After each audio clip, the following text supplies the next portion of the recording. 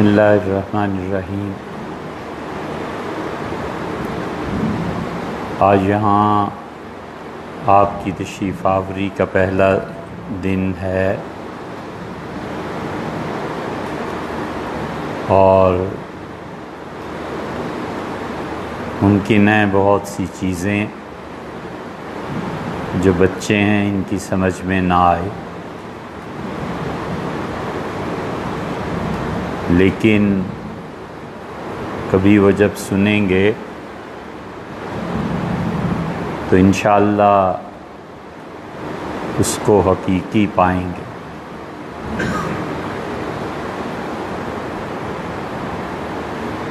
ہر وہ مذہب اور دین جس میں دو باتیں آ جائیں وہ جلد یا بدیر ختم ہو کر رہتا ہے۔ دنیا کی کوئی طاقت اس مذہب کو باقی نہیں رہنے دیتی، اور پھر اگر وہ مذہب سچا ہو تو یہ دو چیزیں اللہ کے عذاب کو دعوت دیتی ہیں ان لوگوں کے لیے جو ان دو چیزوں کے موجب بنتے ہیں۔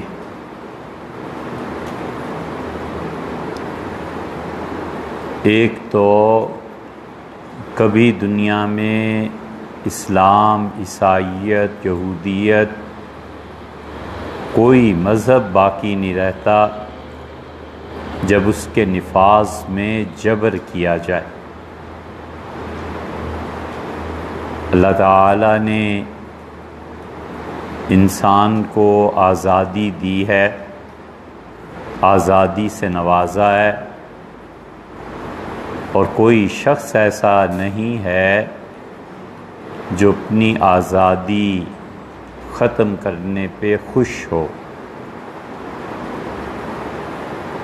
جہاں وہ اپنے آپ کو کسی کے حوالے بھی کرتا ہے تو بنیادی طور پر اس کی اپنی رضامندی اور خوشی اس میں شامل ہوتی ہے، وگرنہ جبر جلد یا بدیر ٹوٹ کے رہتا ہے، اور مذہب کا جبر سب سے زیادہ فائدہ دیتا ہے ڈیموکریسی، جمہوریت کو اور سیکولرزم کو۔ معاشرہ تیار نہ ہو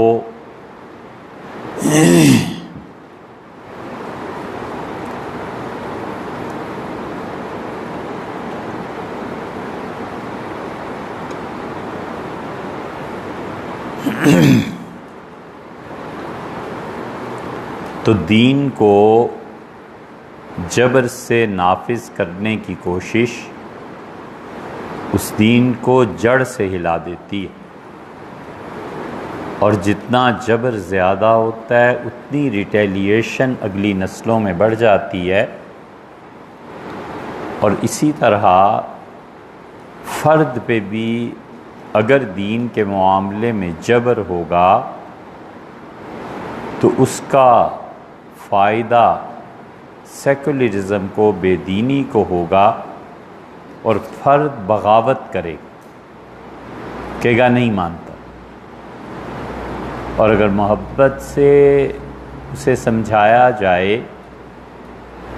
اور یہ سوچ کر اسے چھوڑ دیا جائے کہ یہ جو گناہ ہے یہ اس کی خوشی نہیں ہے، یہ حالات کے جبر کا نتیجہ ہے، اور مجھے ان حالات کے جبر کو توڑنا ہے اور صحیح راہ دکھانی ہے، پھر اصلاح ہو جاتی ہے اور اللہ کی طرف تعلق کا راستہ کھلتا ہے۔ یہ بات ہمیشہ ذہن میں رہنی چاہیے کہ کسی بھی شخص کے جن گناہوں پر ہمیں غصہ آتا ہے، بچوں کی حرکتوں پہ، گھر میں اور چیزوں پہ، جسے ہم سمجھتے ہیں کہ بڑا گناہ گار ہے، یہ ہمیشہ سوچنا چاہیے کہ اصلاً گناہ گار ہے یا حالات کے جبر کی وجہ سے گناہ گار ہے۔ حالات کا جبر جس گناہ کو پیدا کرتا ہے، اللہ کے ہاں وہ گناہ معافی سے زیادہ قریب ہے بنسبت اس گناہ کے جس میں حالات کا کوئی جبر نہیں، کوئی جبر حالات کا نہیں ہے، اور وہ اٹھ کے ایک آدمی کو قتل کر دیتا ہے۔ یہ ایسی چیز ہے جو اللہ کی نظر میں بہت زیادہ قابل گرفت ہے۔ اور ایک چیز یہ ہے کہ حالات کا جبر اسے مجبور کرتا ہے کہ یہ ہر وقت مجھے تنگ کرتا ہے، ہر وقت مجھے تانے ملتے ہیں، ہر وقت یہی بک بک ہوتی رہتی ہے۔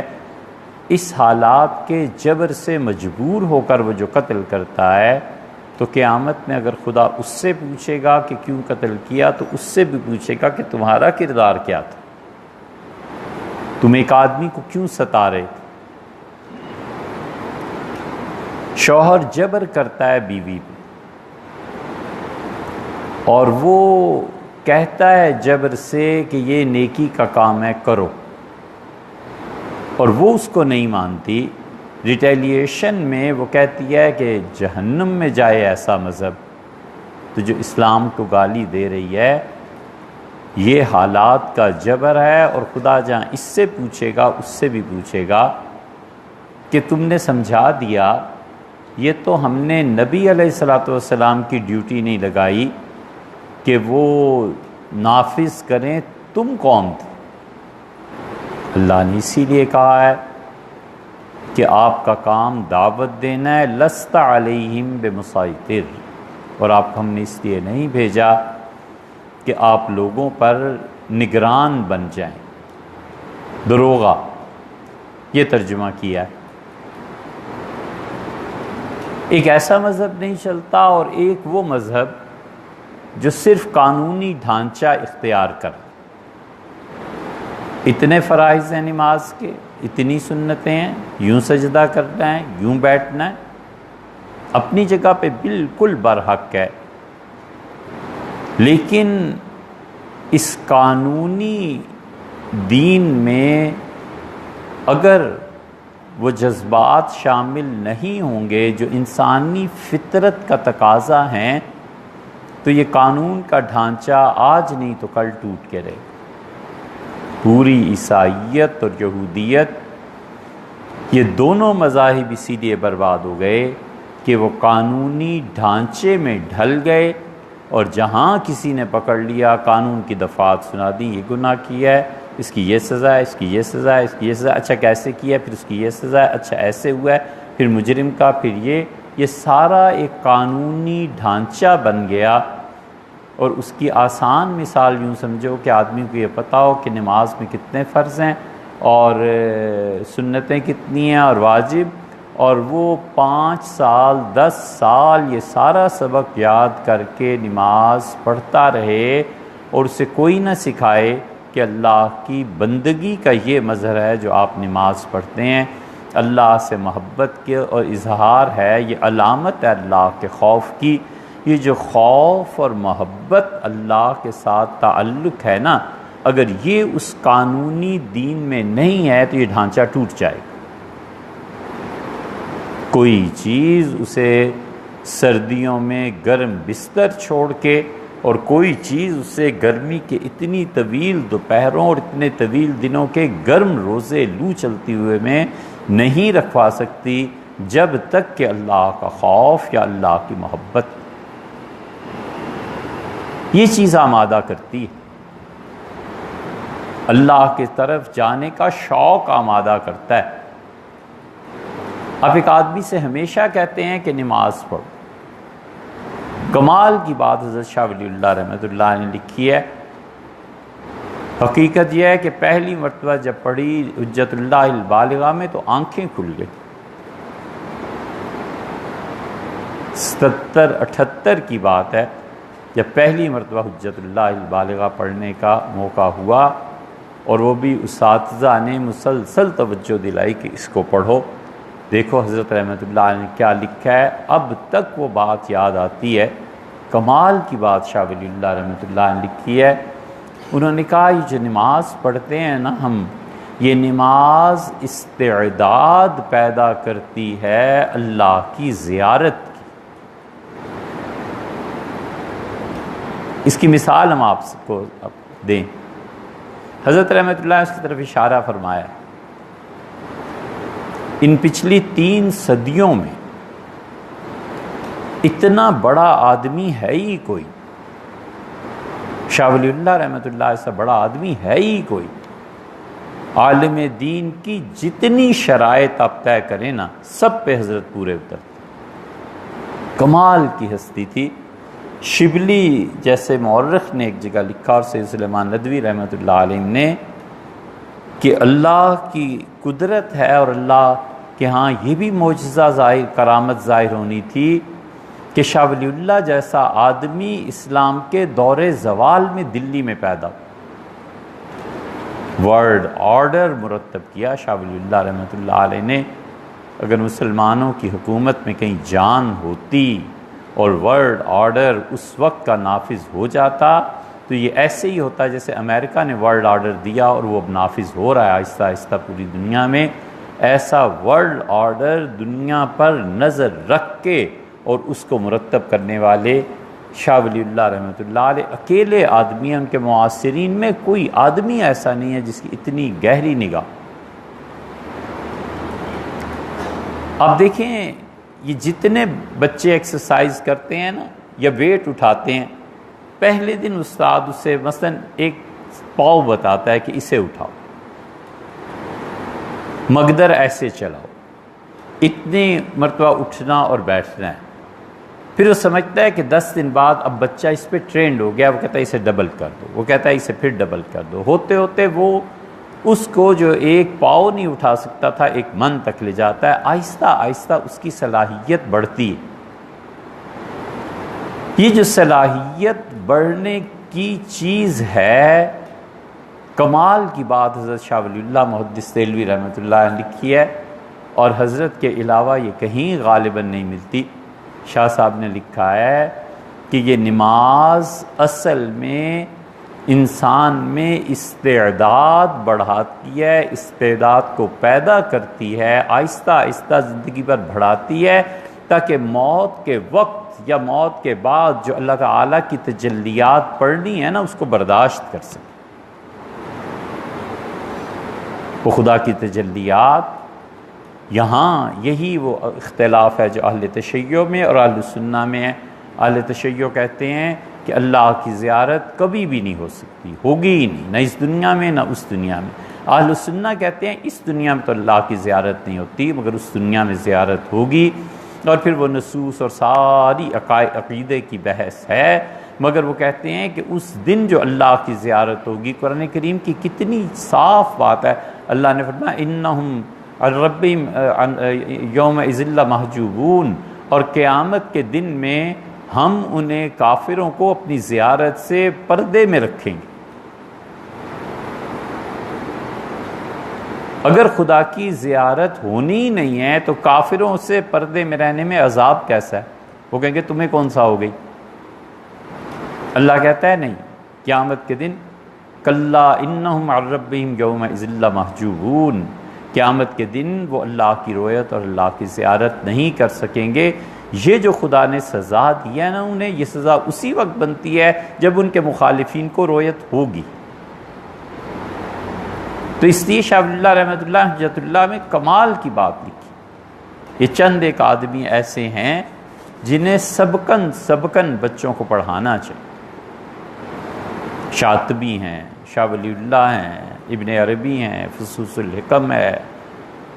مثنوی جیسی چیز دنیا کی کسی زبان میں نہیں، ہم بلا خوف تردید عرض کرتے ہیں، مثنوی جیسی چیز دنیا کی کسی زبان میں نہیں ہے۔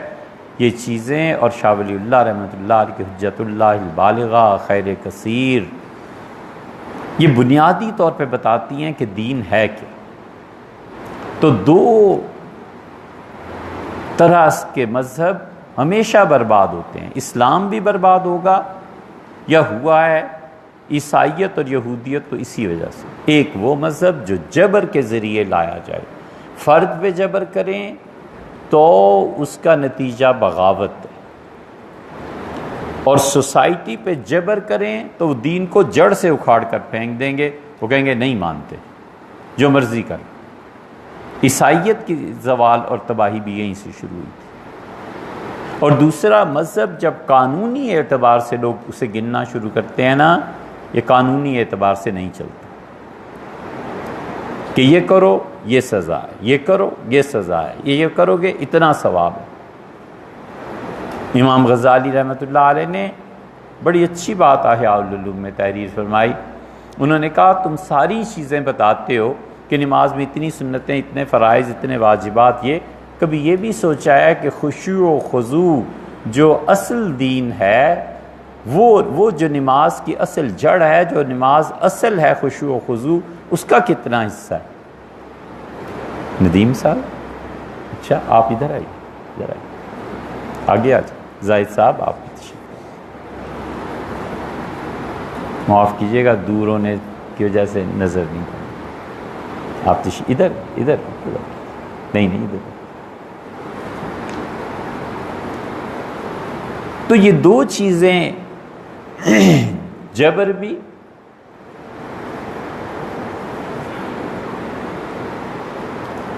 اور قانونیت، یہ تباہ کرتی ہیں۔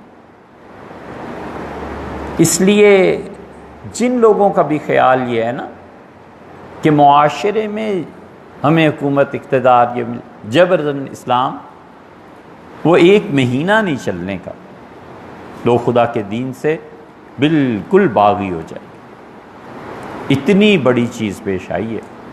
کل انشاءاللہ ہمیں کسی نے سوال بھیجا ہے، کل کا بیان اب سنیے گا۔ انہوں نے خلافت پر اعتراض کیا ہے، اور انہوں نے یہ لکھا ہے کہ وہ سنتے رہتے ہیں چیزیں، اور انہوں نے اپنی محبت کا اظہار بھی کیا ہے، اور انہوں نے کہا بس اس مسئلے کو بتائیں کہ سیدنا علی رضی اللہ عنہ کی خلافت کا اعلان غدیر خم میں کر دیا تھا رسول اللہ صلی اللہ علیہ وسلم نے، یہ خلافت کیوں حضرت ابوبکر رضی اللہ عنہ سے سقیفہ بن سعدہ میں چھین لی؟ انہوں نے کہا اس مسئلے پہ بات کیجیے، کل کریں گے انشاءاللہ۔ اتنی بڑی چیز پیش آئی ہے کہ یمن میں خالد بن ولید رضی اللہ عنہ گئے، اور خالد بن ولید رضی اللہ عنہ کا جو مزاج تھا، اسلام کی وجہ سے یا اسلام کی جو باتیں وہ کر رہے تھے، لوگوں نے نہیں مانا، لڑائی ہو گئی۔ حضور صلی اللہ علیہ وسلم نے سیدنا علی رضی اللہ عنہ کو بھیجا اور کہا کہ علی، لوگوں کو جا کے سمجھانا، اور ایک تو یہ انہیں کہنا کہ خالد کی وجہ سے جو نقصان ہو گیا ہے ہم اسے پورا کرنے کو تیار ہیں، اور دوسرے بڑی حکمت کے ساتھ دعوت دینا، خالد نے جو ان لوگوں کے ساتھ لڑائی کی ہے، اگر فرض کر لو آئندہ لڑائی کا موقع آ جائے تو خالد کو کہنا کہ تم امیر ہو، خالد امیر نہیں رہیں گے رضی اللہ عنہ۔ اس لیے اسلام کی ابتدائی صدیوں میں بھی جب لوگوں میں یہ مزاج پیدا ہونا شروع ہوا کہ جبر اور قانونی اسلام اس کو نافذ کرو، تو اس وقت اللہ تعالیٰ نے ایک پورا گروہ ایسا پیدا کر دیا جس گروہ نے اسلام کے حقائق کو سمجھا، اور انہوں نے ایک چیز شروع کی۔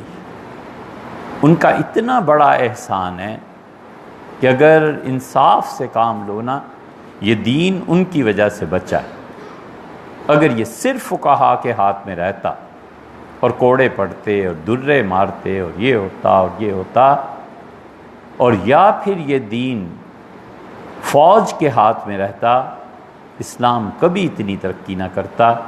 اللہ کے وہ نیک بندے ایسے تھے، انہوں نے پورے اسلام میں دو چیزیں کی۔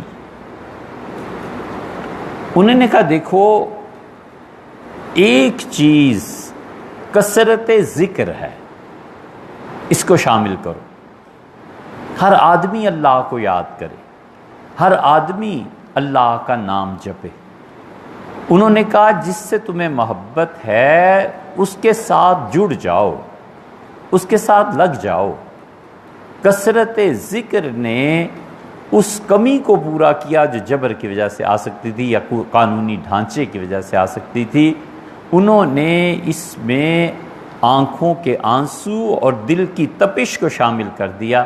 انہوں نے کہا اس اللہ کے لیے رونا ہے، اس اللہ کے سامنے بیٹھنا ہے، اس سے دعا مانگنی ہے، ذکر کثرت سے کرنا ہے، اللہ کو بار بار یاد کرو تاکہ اللہ تعالیٰ کی محبت اس قانونی سانچے میں تراوٹ کو پیدا کرے۔ کتنی اچھی بات حضرت مرزا مظہر جان جانا رحمۃ اللہ علیہ نے کی ہے۔ فرمایا الہی سرزمین درد دل کا حال کیا ہوتا، الہی سرزمین درد دل کا حال کیا ہوتا، گر ہماری آنکھ چشم تر سے مینا برساتی۔ اگر آنسوؤں کی بارش نہ ہوتی نماز میں اور اللہ کی یاد میں اور اللہ کے ذکر میں، تو دل میں جو تپش پیدا ہو گئی تھی اللہ سے ملنے کی، اللہ بار بار کیوں کہتا ہے؟ بار بار آپ قرآن میں غور کریں، اللہ بار بار کہتا ہے کہ جو ہم سے ملاقات سے انکاری ہے، کرہ اللہ لقاءہ، حدیث میں الفاظ آئے ہیں، جو اللہ سے ملنے سے نفرت کرتا ہے، وَلِقَائِهِ، قرآن بار بار کہتا ہے ہم سے ملنے سے وہ بچتا ہے۔ اللہ کہتا ہے ہم بھی نہیں ملیں گے۔ اللہ دعوت دیتا ہے اپنے ساتھ ملاقات کی، اللہ بلاتا ہے اور کہتا ہے مجھ سے ملو۔ اسی لیے روزہ ہے نا، بخاری شریف میں آتا ہے کہ للصائم فرحتان، اور روزہ رکھنے والے کے لیے دو خوشیاں، عند الافطار، جب روزے کو افطار کرتا ہے ایک خوشی اس وقت ہے، وعند اللقاء، اور جب ہمارے پاس آئے گا تو اس وقت ہم خوش کر دیں گے۔ صوفیہ نے اس حدیث کا مطلب کیا لیا ہے؟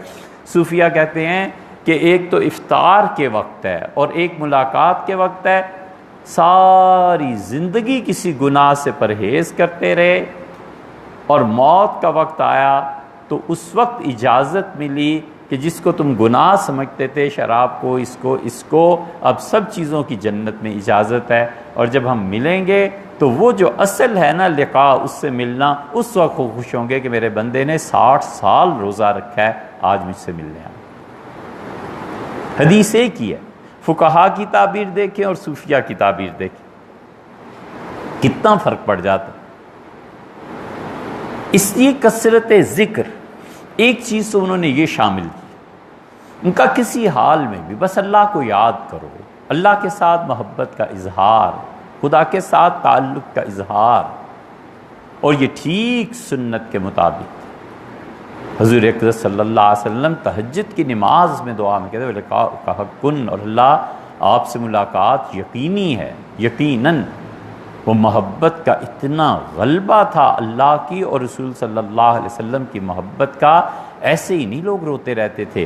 اللہ نے قرآن میں کیا کہا؟ اللہ نے کہا یبیتون لربہم سجدا وقیاما، میرے بندے ساری ساری رات میرے سامنے سجدے میں پڑے رہتے ہیں، اور میرے بندے رات رات بھر میرے سامنے ہاتھ باندھ کے کھڑے رہتے ہیں۔ یہ محبت کے بغیر ممکن ہی نہیں ہے۔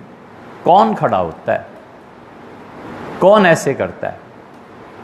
امام بخاری رحمۃ اللہ علیہ نے سلام پھیرا تو بہت شدید تکلیف، شاگردوں نے کہا کیا ہوا؟ کہنے کہ دیکھو کوئی چیز میرے کرتے میں ہے اور مجھے کاٹ رہی ہے۔ دیکھا گیا تو کوئی چیز ایسی بھیڑ تھی، کوئی چیز تھی۔ تو انہوں نے کہا حضرت شریعت نے اجازت دی تھی نماز توڑ دی ہوتی۔ انہوں نے کہا خیال تو مجھے بھی آیا تھا، مگر ادب اللہ کا مانے رہا، ادب غالب رہا کہ ان کے سامنے کھڑا ہوں کیسے ہٹ جاؤں۔ وہ کہتے ہیں ہم نے 27 جگہ پہ ان کے جسم میں دیکھے ڈنک لگے ہوئے تھے، ایک بھیڑ کاٹ لے تو نماز کیا، آدمی کہاں سے کہاں پہنچ جاتا ہے۔ یہ اللہ کے ساتھ تعلق اور محبت نہیں ہے تو اور کیا؟ انہوں نے خدا کے ذکر کو، ان کا اس وقت یہ پڑھو، اس وقت یہ پڑھو، اس وقت یہ پڑھو، حضور صلی اللہ علیہ وسلم یہ پڑھتے تھے، حضور صلی اللہ علیہ وسلم یہ پڑھتے تھے۔ اللہ نے 2 قوتیں پیدا کی ہیں اس کائنات میں، یہ وہی جانتا ہے کب اس نے پیدا کیا۔ یہ ساری دنیا جو اللہ نے پیدا کی ہے نا، یہ اللہ نے اپنی دلیل پیدا کی ہے۔ اللہ نے اپنی دلیل پیدا کی ہے، بغیر دلیل کے کون مانتا؟ یہ ساری کائنات اس نے اپنی دلیل پیدا کی ہے۔ ان فی خلق السماوات والارض واختلاف اللیل والنہار، اور رات اور دن کے اختلاف میں، زمین و آسمان کی تخلیق میں، والفلک التی تجری فی البحر، اور یہ جو سمندر میں جہاز چلتے ہیں جس سے لوگوں کو نفع پہنچتا ہے، والسحاب المسخر، اور بادل بندھے ہوئے آسمان اور زمین کے درمیان سٹل، یہ ساری چیزیں اللہ کہتا ہے یہ میرے ہونے کی نشانی ہے۔ یہ پوری کائنات نشانی ہے اللہ کی۔ لوگ پوچھتے ہیں نا کیوں دنیا پیدا کی گئی، کس مقصد؟ اللہ نے اس لیے پیدا کی کہ اس کے پیش نظر دو چیزیں تھیں، باقی جو ہوں گی وہ وہی جانتا ہوگا جو ہم نے بزرگوں سے پڑھا سنا دیکھا۔ ایک تو یہ تھی کہ اللہ کے ہونے کی کوئی دلیل ہونی چاہیے، بغیر دلیل کے کون مان لے؟ اب جب پہاڑوں کو دیکھتا ہے، زلزلے کو دیکھتا ہے، قدرت کے جبر کو دیکھتا ہے، ہم اہل السنہ اختیار اور جبر کے درمیان ہیں، اس لیے جو جبر پہ قائم ہیں گمراہ ہیں، جو اختیار پہ ہیں وہ بھی گمراہ ہیں۔ جو کہتے ہیں بندے کو ٹوٹلی اختیار ہے، کچھ نہیں، غلط بات ہے۔ جو کہتے ہیں بندے پہ جبر کیا ہے خدا نے، کوئی جبر نہیں۔ ہم کہتے ہیں فطرت کا جبر، ہم اس کے قائل ہیں، اور اعمال کے اختیار کے قائل ہیں۔ زلزلہ آ گیا، یہ فطرت کا جبر ہے، مانو نہ مانو قبول کرنا پڑے گا۔ سیلاب آ گیا، موت آ گئی، غربت اور امارت آ گئی، پیسے کھو گئے، یہ قدرت کا جبر ہے، اس کو مانے بغیر چارہ نہیں ہے۔ نہ مانے گا تو کیا کر لے گا؟ لڑ لے گا فطرت سے۔ اور اختیار وہ اعمال میں ہے، من شاء فلیوم، جو چاہے ایمان، من شاء جو چاہے کفر کر لے۔ تو اس لیے جو اہل السنہ کا یہ مسلک ہے نا کہ وہ جبر اور اختیار کے درمیان ہے، تو ایک چیز کیا کہہ رہے تھے ہیں؟ ہاں، اللہ نے دو قوتیں پیدا کی، کب پیدا کی یہ وہی جانتا ہے۔ یہ کائنات پیدا کی اپنی دلیل میں، کہ میری دلیل ہے۔ آپ سے پوچھتا ہے کوئی گھر، آپ کہتے ہیں فلاں محلہ فلاں اسٹریٹ نمبر ایسے گلی میں داخل ہیں، ایسے ایسے گھر ہے، تو آپ کوئی نشانی بتاتے ہیں نا، یہ اللہ کی نشانی ہے۔ کہا یہ کائنات میری نشانی ہے، اس پہ غور کرو، احوال پہ غور کرو، تغیرات پہ غور کرو۔ بڑا بڑا سامان ہے سیکھنے کے لیے، آدمی کی نگاہ کھلی ہوئی ہو۔ صبح وزیر اعظم، شام کو جیل، اور صبح وزیر اعظم اور شام کو معزول ہو گئے، اور چند دن پہلے تک بھی کوئی پتہ نہیں، اور پھر صدر مملکت بن گئے۔ اتنے تغیرات ہیں اللہ کی اس دنیا میں، اللہ کی یہ نشانی ہے۔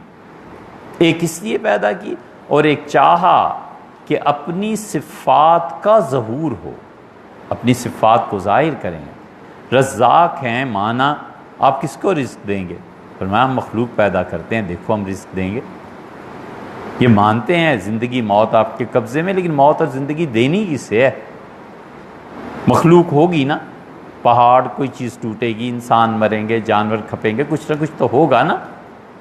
تو اللہ نے اپنی صفات کے اظہار کے لیے اس کائنات کو پیدا کیا کہ ہماری مخلوق ہماری صفات کو دیکھے، توبہ کیسے ہوتی ہے اس کو دیکھے، ہم معاف کیسے کرتے ہیں اس کو دیکھیں، حتیٰ کہ خبر سے مشاہدے تک لاتا ہے۔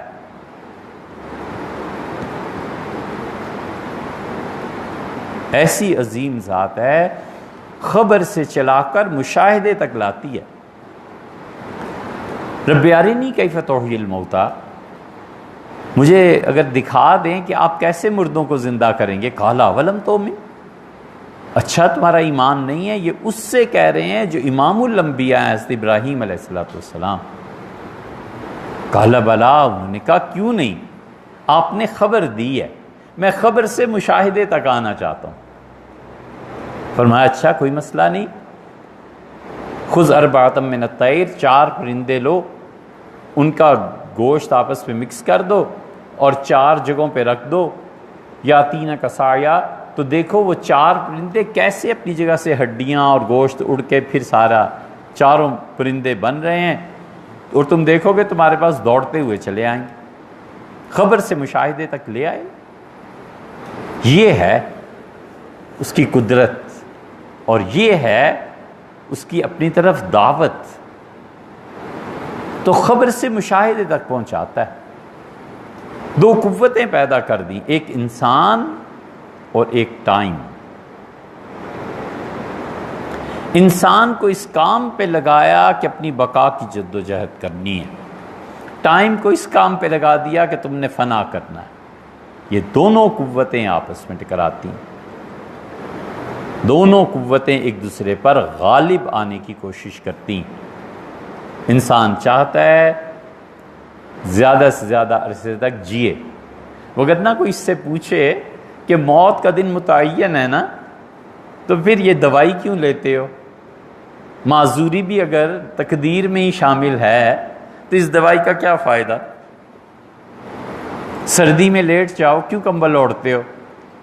مرنا تو تقدیر سے ہی ہے، تو پھر گرمی کا کیا فائدہ؟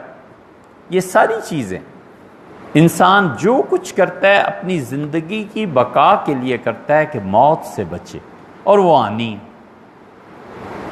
اور ٹائم کو لگا دیا تم نے فنا کرنا ہے۔ یہ دونوں قوتیں آپس میں ٹکراتی ہیں، دونوں قوتیں۔ انسان فنا کے گھاٹ اتر جاتا ہے، ٹائم غالب آ جاتا ہے۔ فرعون فنا کے گھاٹ اتر گیا، ٹائم غالب آ گیا۔ اگر اللہ اس کا ذکر نہ کرتا، جیسے کہ اللہ نے بہت سے ہزاروں بادشاہ اس دنیا میں گزرے ہوں گے، خدا نے ذکر نہیں کیا، وقت نے انہیں فنا کر دیا۔ مشرکین مکہ کا یہ عقیدہ اور ہمارا عقیدہ اہل السنہ کا، اس میں فرق کیا ہے؟ قرآن میں آیا ہے، انہوں نے کہا نموت و نحیا، ہم زندہ ہیں پھر مر جائیں گے، وما یہلکنا الا الدہر، ٹائم کے علاوہ ہمیں کوئی چیز فنا نہیں کر رہی۔ یہ ان کا عقیدہ تھا۔ اہل السنہ نے کہا کہ ٹائم فنا کرتا ہے، اللہ کا حکم اس کے بھی پیچھے ہوتا ہے، اگر خدا اپنا حکم ٹائم سے اٹھا لے تو اس آدمی کو بقا مل جاتی۔ ٹائم پہ غالب آنے کا نسخہ دنیا میں آج تک دریافت نہیں ہو سکا، اور نہ ہونے کی کوئی امید ہے۔ ٹائم کو سمجھے ہی کون ہے؟ سقراط سے کسی نے پوچھا تھا تو اسے مرنے سے پہلے کہا کہ جو چیزیں، بعض کہتے ہیں افلاطون سے پوچھا تھا، جس سے بھی پوچھا تھا اس سے کہا مرنے سے پہلے کہ یہی چیز سمجھ نہیں آئی۔ ٹائم کو کیا چیز فنا کر دیتی ہے؟ ٹائم کو اللہ کا ذکر فنا کر دیتا ہے، اللہ کی یاد فنا کر دیتی ہے۔ یہ جو کہتے ہیں نا اس وقت یہ پڑھو، اس وقت یہ پڑھو، اس وقت یہ پڑھو، حضور صلی اللہ علیہ وسلم نے جس وقت کی جو دعا بتائی ہے اس کو پڑھنے سے ٹائم نے اس وقت جو فنا کرنا تھا نا، فنا ختم ہو جاتا ہے، وہ دعا غالب آ جاتی ہے۔ حضرت نظام الدین اولیاء رحمۃ اللہ کا نام اب تک زندہ ہے، حضرت ابراہیم علیہ السلام کو لوگ اب تک مانتے ہیں زندہ ہیں۔ ٹائم ان لوگوں کو فنا نہیں کر سکتا۔ شاہ ولی اللہ رحمۃ اللہ 300 سال ہو گئے، 1761 میں حضرت کا انتقال ہوا تھا، اور اب دیکھ لو کتنے برس ہو گئے، وہ وقت پہ غالب آ جاتے۔ اور یہ اتنی بڑی چیز اللہ کے ذکر اور اللہ کی یاد کے بغیر نہیں حاصل ہوتی۔ اللہ کا ذکر اور اللہ کی یاد غالب آ جاتی ہے۔ اس لیے انہوں نے ایک چیز یہ شامل کی، انہوں نے کہا اس کو اٹھاؤ، اس کو ترقی دو، اس کو زیادہ کرو۔ اور دوسری چیز جس نے اس دین کو قائم رکھا اور جو صوفیہ نے جس کو لازم قرار دیا انہوں نے، وہ مجاہدہ ہے۔ مجاہدے کا مطلب یہ ہے کہ ہر وہ چیز جو نفس کو ناگوار گزرے اس پہ قائم رہنا۔ نفس کو جو ناگوار گزرتا ہے نا، اس پہ قائم ہو۔ دنیا میں کوئی برائی نہ ہوتی، دنیا میں کوئی عیب نہ ہوتا، اس دنیا میں کوئی بھی خرابی نہ ہوتی۔ دنیا کی سب سے بڑی خرابی یہ ہے کہ یہ آدمی کو اوپر جانے نہیں دیتی، نیچے کھینچتی۔ فرد ہے، قوم ہے، کوئی بھی ہے، پستی کے خیالات پیدا کرتی ہے، اوپر نہیں جانے دیتی۔ یہ دنیا کا بڑا عذاب ہے۔ نتیجہ یہ کہ اس فرد کی شخصیت نیچے سے پھیلتی چلی جاتی ہے، بے ڈھبی، اور اوپر جا ہی نہیں سکتی۔ دنیا کی محبت سے نفس اپنے آپ کو باہر نہیں نکالتا، نفس دنیا کی محبت کی دعوت دیتا ہے، اور مجاہدہ اس دنیا کی محبت سے نفس کو پاک کرتا ہے۔ نتیجہ یہ کہ آدمی اوپر اٹھتا ہے۔ ایک آدمی کو مال سے محبت ہے، حرام ہے جو ساری زندگی وہ سوچ سکے کہ اللہ کا قرب کیا ہے، ٹائم کیا ہے، خدا کی یاد کیا ہے۔ اس کی ساری محنت اور کاوش اسی پہ لگ جائے گی کہ کسی طرح پیسہ ہونا چاہیے، پیسہ کماؤ، پیسہ لاؤ۔ ایک آدمی کو زمین سے محبت ہے، بہت سے آپ کو ملیں گے، وہ مسجدیں بھی بنائے گا اور بہت کچھ کرے گا، زمینوں کے بھاؤ تاؤ، ساری زندگی اس میں گزر گئی، کبھی یہ خیال نہیں آیا کہ اللہ کی یاد سے نتائج کیسے پیدا ہوتے ہیں، وجود کیا چیز ہے، شعور کیا چیز ہے، وہ ان لفظوں سے ہی نہ آشنا ہے۔ اس لیے اس دنیا میں کوئی بھی خرابی نہ ہوتی تو بس یہی اس کی مذمت کو کافی تھا کہ نیچے کی طرف کھینچتی ہے، اوپر نہیں اٹھنے دیتی، اوپر جانے نہیں دیتی۔ اس لیے جو لوگ دنیا کی محبت سے نکل گئے، یہ لوگ پھر بڑے کام کے نکلے، انہوں نے تو بڑے بڑے کارنامے انجام دیے، اور پتہ چلا کہ یہ چیز ہے جو انسانیت کا عروج ہے، ترقی ہے، اور یہاں پہنچ کر پھر پتہ چلتا ہے اس لیے کہ محبت سے نفس کو پاک کر لیا۔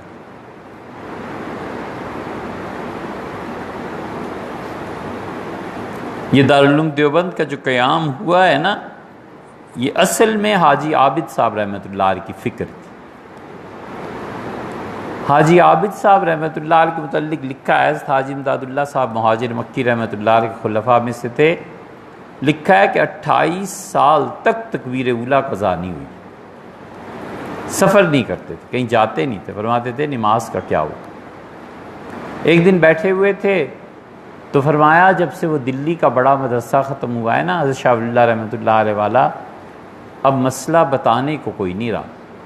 اپنے خلیفہ محمد انور صاحب سے کہا تو لوگ میرا رومال جانتے ہیں، اس پہ گرہ لگائی اور فرمایا یہ لے جاؤ، ہندو، سکھ، مسلمان، جو بھی چندہ دے، اسے کہنا ہم مدرسہ بنانا چاہتے ہیں۔ شام کو 411 یا 400 سے زیادہ روپے لے کے آئے حاجی انور صاحب رحمۃ اللہ۔ حضرت بڑے خوش ہوئے، فرمایا بس سب مدرسہ بنائیں گے۔ دیوبند کا آغاز ایسے، کتابیں پڑھنے کو نہیں تھیں، کتابیں کہاں سے لائیں، لوگ نہیں جانتے۔ یہ تاریخی حقیقت ہے کہ دیوبند میں کتابوں کی قلت ہو گئی۔ منشی نول کشور نے، ہندو نے کتابیں بھیجی، ہندوؤں اور مسلمانوں کے آپس کے جو تعلقات تھے، یہ نول کشور نے کتابیں بھیجی۔ اس نے کہا حضرت مولانا قاسم صاحب رحمۃ اللہ کتابیں چاہیے، فوراً بھیجو، حضرت کو کہو بچوں کو پڑھائیں۔ یہ تو درمیان میں تاریخ کی بات آ گئی۔ حاجی انور صاحب جو تھے، کوئی نہیں جانتا انہیں، وہ اپنے آپ کو گمنامی میں ختم کر گئے۔ ان پہ آخری عمر میں بڑا غلبہ ہو گیا، ہر کسی کو کھانا کھلاتے تھے، جو پیسے آتے تھے دیگ کے لیے بھیج دیتے، دیگ پکاؤ، اچھا بھی دن کو میرے ساتھ کھانا، اچھا بھی دسترخوان لگا کر خوش ہوتے رہتے تھے۔ حضرت تھانوی نور اللہ مرکزو فرماتے تھے، میری طالب علمی کا زمانہ تھا، میں حضرت کے پاس گیا، حاجی صاحب سے ملا تو، یا شاید حضرت رحمۃ اللہ فارغ ہوئے تھے، بہرحال جوانی کا زمانہ، تو میں نے ان سے پوچھا کہ آپ کو کھانا کھلانے کا اتنا شوق کیوں ہے؟ جتنی یہ عبادت آپ پہ غالب ہے، کوئی چیز غالب نہیں۔ فرمان لگے مولوی صاحب، بات یہ تھی کہ میں حج کرنے گیا تھا، تو طواف کے دوران ایک جگہ میں نے جو دیکھا تو میں نے دیکھا انبیاء علیہ السلام کئی ایک کھڑے آپس میں باتیں کر رہے ہیں، تو میں بھی کھڑا ہو گیا سننے کے لیے۔ تو ایک نبی علیہ الصلوۃ والسلام کی روح نے مجھے اس طرح دیکھا سر سے پاؤں تک، پھر وہ منظر غائب ہو گیا، اور ان کا مول صاحب اس کے بعد یہی حال ہے، جی چاہتا ہے کھانا ہی لوگوں کو کھلاتا۔ جو دیکھنا تھا نا، یہ حضرت نے نہیں لکھا، لیکن ہم آپ سے عرض کرتے ہیں خدا کرے یہ صحیح ہو، وہ اللہ کے رب ہونے کی تجلی اس ذریعے سے پڑ گئی تھی۔ یہ ربوبیت کی جو تجلی ہے نا، اسی لیے قرآن بار بار رب کہتا ہے۔ دعائیں جتنی ہیں نا، آپ دیکھیں ربنا آتنا فی ربنا لا تزغ قلوبنا، کتنی دعائیں ربنا سے جو شروع ہوتی ہیں نا، خدا کی یہ تجلی جن لوگوں پر پڑتی ہے ربوبیت کی، وہ پھر اللہ کے اور اس کے بندوں کے درمیان کفالت کے منصب پر فائز ہو جاتے۔ حضور صلی اللہ علیہ وسلم نے جو دعا کی، آپ نے غور نہیں کیا؟ اللہم انی اسألک غنایا، اللہ میں چاہتا ہوں مجھے بھی پیسے ایسے دے دیں، بے نیاز کر دیں سب چیزوں سے، مجھے مالدار کر دیں، غنا مولایا، اور اللہ جو میرے دوست ہیں ان کو بھی دے دے، وہ بھی بے نیاز ہو جائیں باقی چیزوں سے، میرے دوستوں کو بھی پیسے دے۔ کیوں؟ حکمت یہ ہے کہ میرے دوستوں کو اللہ پیسے دے تاکہ وہ بھی ربوبیت کی مقام سے چل کے کفالت تک پہنچیں، اور سینکڑوں اور ہزاروں کی کفالت وہ کریں، انہیں دے تاکہ وہ تیرے راستے میں خرچ کرتے رہیں۔ سوچا ہے کبھی کیسی زبردست بات رسول اللہ صلی اللہ علیہ وسلم نے مانگی ہے کہ اللہ مجھے ہی نہیں میرے دوستوں کو بھی دولت دے، یعنی یہ کہ وہ جو کفالت کا درجہ ہے نا ربوبیت کے، اللہ نے ایسے کر دی۔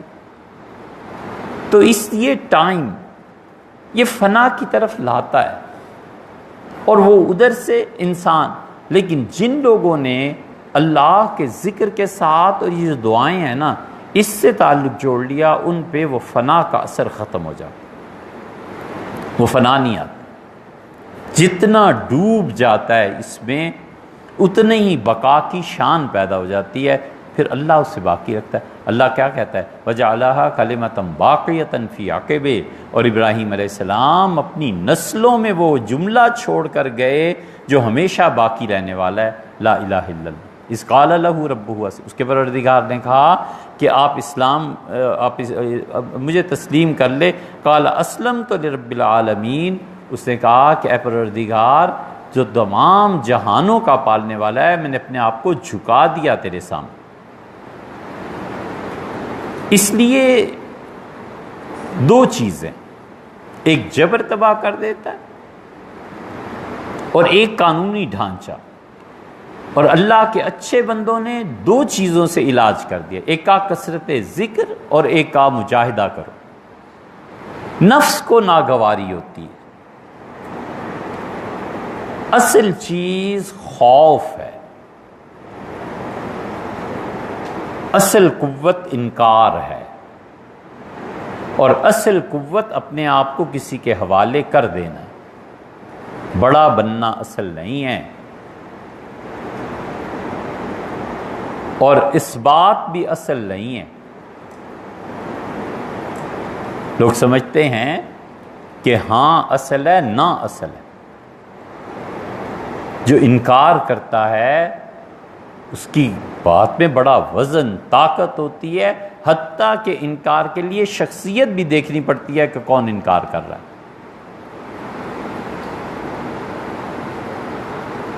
اور اسی طرح اپنے آپ کو کسی کے حوالے کر دینا یہ اصل ہے۔ اصل یہ نہیں ہے کہ میں بڑا ہوں۔ حضرت مجدد الفسانی سرہندی رحمۃ اللہ نے لکھا ہے کہ دل میں اگر وسوسہ بھی پیدا ہونا کہ میں کسی کو بیعت کروں گا یا لوگ میرے پاس آئیں، تو اس شخص کو نئے سرے سے پھر سے سلوک طے کرنا چاہیے۔ اتنی بڑی چیز حضرت کے اصل الفاظ جو ہیں، حضرت نے لکھا ہے کہ دل میں اس خواہش کا پیدا ہونا کہ میں لوگوں میں پیر بن جاؤں، بڑا بن جاؤں، یہ طریقت کا کفر ہے، کیونکہ کبریائی اور بڑائی اللہ کی شان ہے نا۔ یہ اپنے آپ کو اس میں شریک کر رہا ہے۔ اسی طرح انکار جو ہوتا ہے اس میں بڑی طاقت ہوتی ہے۔ انکار کے لیے دلیل کہاں سے؟ اور اسبات جو ہوتا ہے وہ ہو ہی جاتا ہے، ہاں کر دی، دوسرے بھی خوش ہو گئے۔ جب انکار کرتا ہے تو پھر یہ چیز آتی ہے، پھر شخصیت کو بھی دیکھنا پڑتا ہے کہ کون انکار کر رہا ہے۔ اس لیے انہوں نے بھی دو چیزیں دے دی۔ اصل چیز خوف ہے۔ خوف اشیاء کو قائم رکھتا ہے۔ محبت میں سب سے مشکل مقام خوف۔ اگر محبت کہیں ہو نا تو رات دن ایک فکر طاری رہتی ہے کہ محبوب کہیں ناراض نہ ہو جائے۔ جس دن کسی اور کی موت کی وجہ سے بھی اس کا مزاج بگڑا ہوا ہو، اس دن بھی کہتا ہے آپ مجھ سے ناراض تو نہیں؟ وہ کہتے ہیں تجھ سے کیا ناراض ہونا ہے یار، میری تو مصیبت بن گئی، یہ ہو گیا وہ ہو گیا۔ سب سے بڑا خوف مسلط رہتا ہے کہیں ناراض نہ ہو جائیں، کہیں ایسے نہ ہو کہ کوئی چیز ناگوار گزرے۔ یہ خوف اس انسان کو ترقی دیتا ہے، اور جب خوف طاری ہوتا ہے کہ وہ ناراض ہو گئے ہیں، پھر رضامندی کی حصول کی کوشش کرتا ہے، پھر توبہ کرتا ہے، معافی مانگتا ہے، کہتا ہے اس چیز کو یہ آگ لگائیں جی جس کی وجہ سے آپ ناراض ہیں، مجھے آپ کی خوشی چاہیے۔ اللہ کی ذات سے جو خوف پیدا ہوتا ہے، نفس کے خلاف چلنے سے مجاہدہ ہوتا ہے نا، اس سے اللہ کا خوف پیدا ہوتا ہے، اور اللہ کا خوف حفاظت کرتا ہے محبت کی۔ یہ ڈر ہوتا ہے، محبوب ہے نا اللہ، اس سے محبت ہے نا، یہ محبت کی حفاظت یہ خوف کرتا ہے۔ محبت خوف میں گھری رہتی ہے ہر لمحہ، اسی لیے اللہ کہتا ہے کہ طوعاً او کرہا، چاہے جبر سے اور چاہے اپنی خوشی سے ماننا پڑتا ہے۔ اسی لیے اللہ تعالیٰ فرماتے ہیں یدعون ربہم، وہ اپنے پروردگار کو پکارتے تھے۔ اللہ تعالیٰ کے جو اچھے بندے انبیاء علیہ السلام رغبا و رہبا، محبت سے بھی پکارتے تھے، ہم سے خواہش، رغبت، جنت کچھ لینا، اور ڈرتے بھی تھے کہ کہیں عبادت رد نہ ہو جائے۔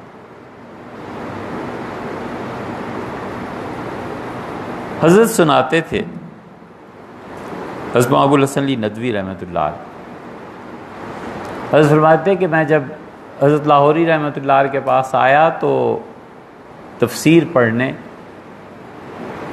تو حضرت نے تفسیر پڑھائی، اور پھر حضرت نے ان سے بادشاہی مسجد کا ایک حجرہ تھا متعین کر دیا، فرمایا 40 دن تک یہاں رہ کے یہ چیزیں پڑھنی ہیں، اور کوئی کتاب نہیں، کچھ نہیں۔ بڑا مجاہدہ۔ فرماتے تھے ہم جو ہر وقت کتابیں دیکھنے کے عادی تھے، اب کوئی کتاب نہیں پڑھنی، کچھ نہیں کرنا، اللہ کو یاد کرنا ہے۔ تو میں نے ایک دن درخواست کی، حضرت سے بیعت کی، تو فرمایا میرے شیخ زندہ ہیں، دین پور شریف چلے جاؤ۔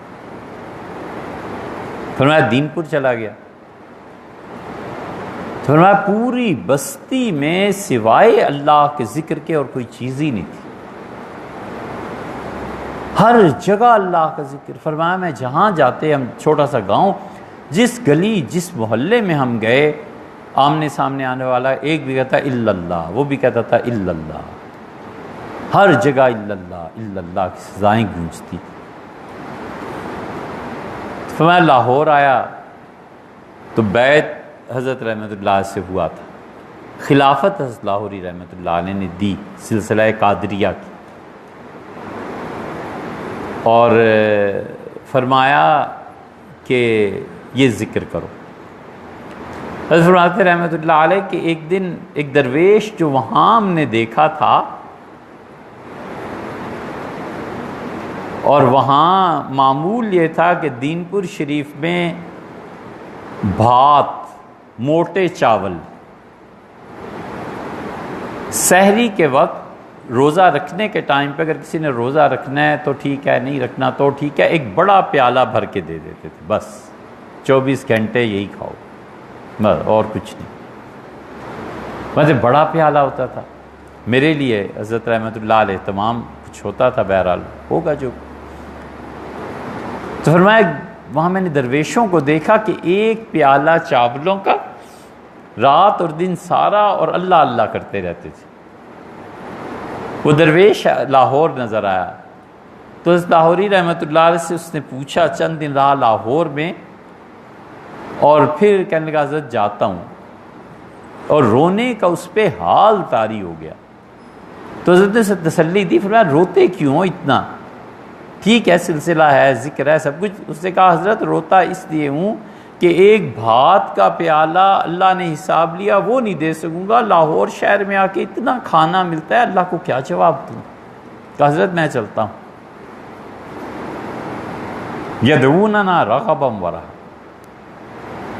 اللہ کی ذات سے جو محبت پیدا ہوتی ہے، خوف اس کی حفاظت کرتا ہے، اور خوف پیدا ہوتا ہے نفس کے مجاہدے سے۔ اور نفس کا مجاہدہ کیا ہے؟ نفس کو ان چیزوں کا عادی بنانا جو اس کو ناگوار گزرے، اور اس کا نتیجہ یہ نکلتا ہے کہ آدمی جو کچھ خیال کرتا ہے اللہ کی ذات اس سے وراء الورا، یہ کمال کی اصطلاح، ہم شاید ہر سال ہی اس کا ذکر کرتے ہیں، کمال کی اصطلاح۔ علاء الدولہ سمنانی رحمۃ اللہ علیہ بڑے صوفی تھے، وہ اتنے بڑے صوفی تھے کہ ان پہ وحدت الشہود کھلا کہ یہ کیا چیز۔ تو وحدت الشہود میں انہوں نے جو ان کو چیزیں نظر آئیں، انہیں بڑا اس پہ تعجب ہوا اور حیرت ہوئی کہ اللہ تعالیٰ نے یہ مقامات مجھ پہ کھولے ہیں، یہ کہیں ایسے تو نہیں ہیں کہ شیطان کی طرف سے۔ آدمی کبھی کبھی اپنے تصور کی پرستش کرتا ہے، اللہ کی نہیں کرتا۔ اس کے تصور میں جو اللہ بیٹھا ہوا ہے نا، اس کی پرستش کرتا ہے، حقیقی اللہ کی نہیں کرتا۔ باعزید بستامی رحمۃ اللہ کے پاس بڑے شیخ وقت آئے اور کہا حضرت توبہ کے لیے آیا ہوں اور کچھ تلقین کریں۔ فرمایا کیا ہوا ہے؟ انہوں نے کہا حضرت مجھ سے کہا گیا کہ 30 سال سے اپنی روح کی پرستش کر رہے ہو، میری نہیں۔ یہ تمہیں غلط فہمی نہ رہے کہ تم مجھے پوج رہے۔ حقیقت میں جو اللہ کی پرستش کرتا ہے نا، وہ جب کھڑا ہوتا ہے خدا کے سامنے تو اس کا حضور غالب ہوتا ہے، اس کی حضوری گناہ میں اور بندے میں فاصلہ پیدا کرتی ہے۔ اگر یہ چیز نہیں ہے تو کس کو پوج رہا ہے؟ اللہ کی حضوری کہ میں اس کے سامنے حاضر ہوں اور وہ مجھ سے غائب ہے، اس جیسا مخفی بھی کوئی نہیں ہے اور جیسا ظاہر بھی کوئی نہیں۔ خفا کے جتنے پردے ہیں وہ ان سب پردوں سے ماورا ہے، اور اظہار کی جتنی بھی صورتیں ہیں وہ اتنا ظاہر ہے کہ میری آنکھیں اسے دیکھ نہیں سکتی، آنکھوں کے سامنے ہے مگر میں اسے دیکھ نہیں پاتا۔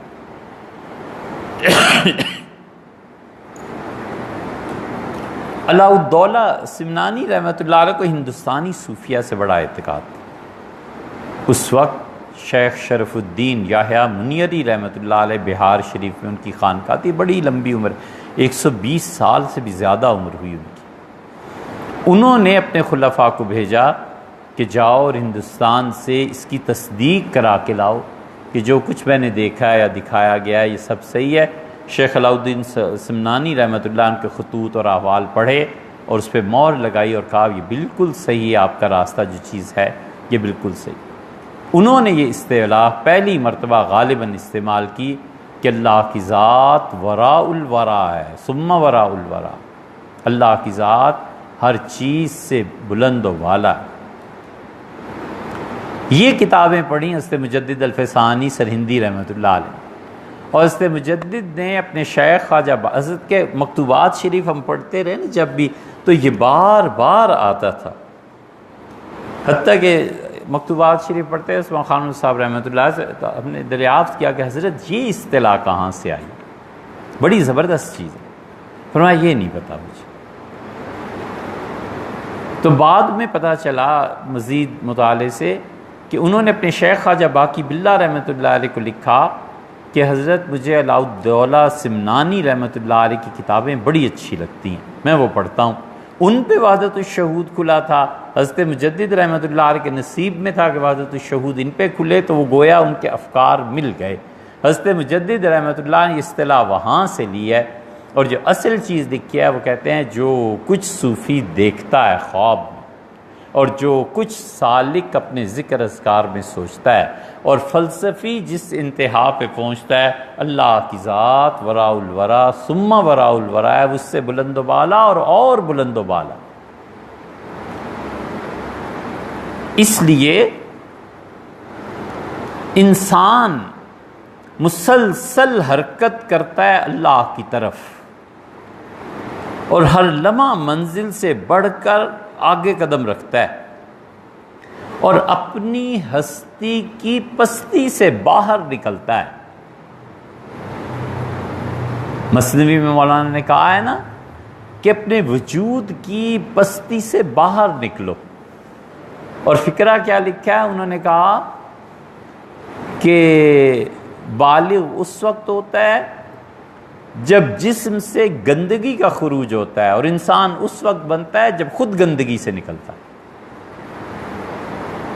اپنے وجود کی پستی سے نکل کے اللہ کی بلندیوں کی طرف سفر کرتا ہے، اور یہ جو سفر اسے ملتا ہے نا، یہ اس کے اللہ تعالیٰ کے متعلق جتنے تصورات ہوتے ہیں سب کے سب ٹوٹ جاتے ہیں، اور وہ جان جاتا ہے، اس پہ انکشاف ہوتا ہے کہ اللہ سے زیادہ حاضر و ناظر کوئی نہیں، اور اللہ سے زیادہ باطن میں کوئی نہیں۔ جب یہ انکشاف ہوتا ہے اسے، تو پھر اس انکشاف کا نتیجہ یہ نکلتا ہے کہ وہ جانتا ہے کہ خیال میں اللہ ہے اور کچھ نہیں، میری مراد اللہ ہے اور اللہ کے علاوہ کوئی مراد نہیں۔